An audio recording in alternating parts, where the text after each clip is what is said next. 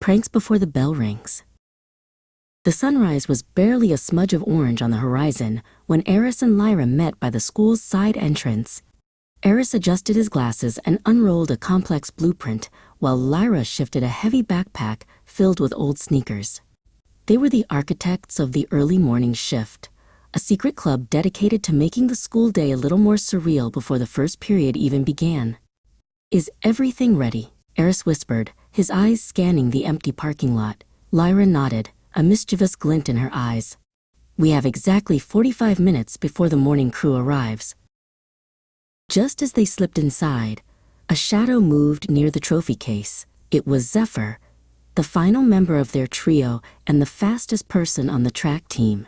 He was already holding a massive spool of neon pink yarn.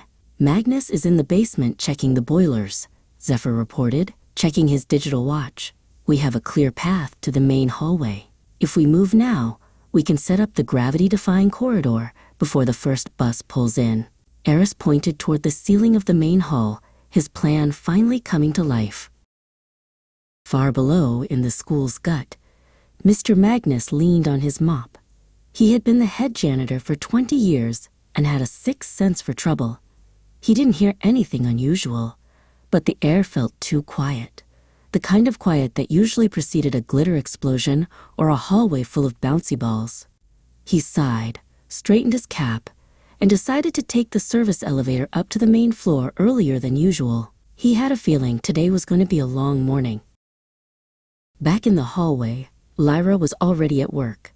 She had climbed a small stepladder and was meticulously using heavy-duty mounting tape to secure sneakers to the ceiling tiles. To anyone walking through later, it would look as though a dozen invisible students were walking on the ceiling. Her hands moved with the precision of an artist, ensuring each shoe was at a perfect walking gait. 5 pairs down, she whispered to herself. 10 more to go before the yarn grid goes up. While Lyra handled the ceiling, Eris and Zephyr began the laser grid. They tied the end of the neon pink yarn to a locker handle and began weaving it back and forth across the hallway at various heights.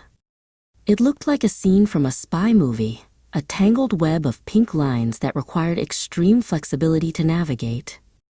Eris held the blueprints to ensure the path through the lasers was possible, while Zephyr moved like a cat, looping the yarn around door handles and coat hooks. "Signs up," Lyra announced, hopping off her ladder. She and Eris worked together to hoist a large, hand-painted banner over the entrance of the hallway. In bold professional letters, it read, "Warning, gravity malfunction in Sector 4. Please proceed with caution."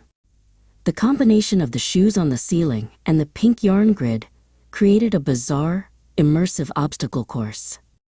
Eris stepped back, admiring the way the morning light caught the neon strings. It was their most ambitious project yet. Suddenly, the hum of the service elevator echoed through the hall. Zephyr, who was acting as the lookout, pressed his back against the wall and checked his watch. "He's coming. Magnus is on the move," he hissed. He signaled to the others with a sharp downward motion of his hand. They had expected to have 10 more minutes, but the head janitor was ahead of schedule. Zephyr peered around the corner, watching the elevator light crawl from the basement to the first floor. Eris and Lyra scrambled toward the end of the hall, but they couldn't leave yet. The grand finale hadn't been primed. Lyra pulled a small, modified remote from her pocket, while Zephyr joined them behind a large recycling bin. "He's going to walk right into the tripwire," Zephyr whispered, his heart racing. Lyra held the remote tight, her finger hovering over the button. They watched as the elevator doors began to slide open at the far end of the pink-tangled corridor.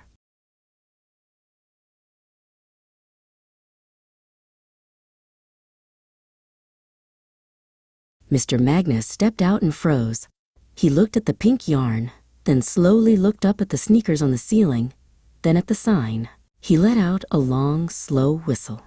As he took a cautious step forward, his boot brushed a hidden string. Instantly, Lyra hit the button. Instead of an alarm, a hidden bubble machine, tucked behind a locker, roared to life. filling the gravity-defying hallway with thousands of shimmering soap bubbles.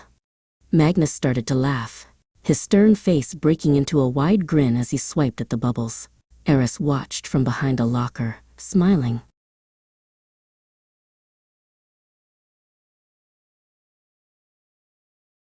The first school bell rang, loud and commanding. Within seconds, the quiet halls were flooded with students. The trio vanished into the crowd, becoming just 3 more teenagers in hoodies. Eris and Lyra found each other near the cafeteria and shared a quick, triumphant high five. The gravity malfunction was a hit. Students were already laughing and navigating the yarn grid, and even the teachers were taking photos. Their mission was accomplished, and the best part was that the first class hadn't even started yet.